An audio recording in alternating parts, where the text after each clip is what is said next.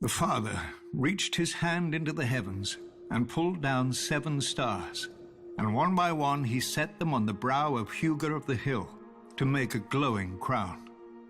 The maid brought him forth a girl as supple as willow, with eyes like deep pools, and Hugo declared that he would have her for his bride.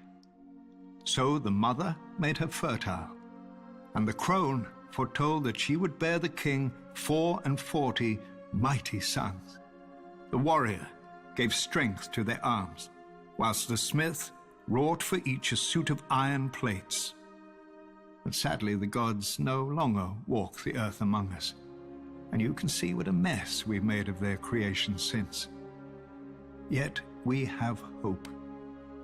The gods didn't abandon us in silence, but gave us their holy words to guide us, collected in the oldest and holiest text of the faith of the seven, the 7-pointed star. Divided into 7 books for the 7 aspects of God, in it we learn of the Father's justice, the Mother's mercy, the maiden's innocence, the crone's wisdom, the warrior's strength, the smith's labor, and the stranger's peace. It is a long book. Many never read it in its entirety, even if they could.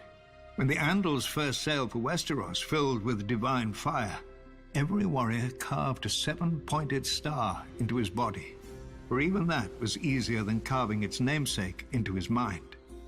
Though one could perhaps argue that it wasn't the warriors, but the septons and septors, armed with the holy text of the 7-pointed star, who truly conquered Westeros.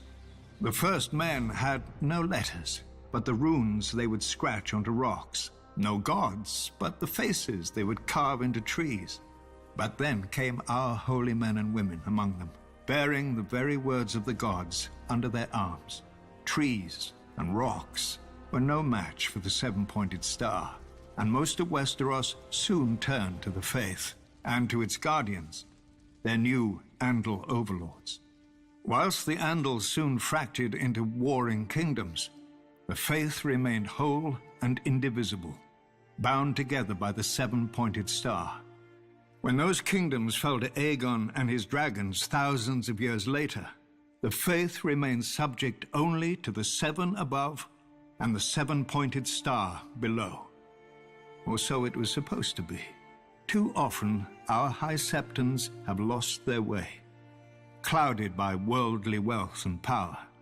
No matter. We still have the 7-pointed star. Men's will and virtue may fail, but the words never do.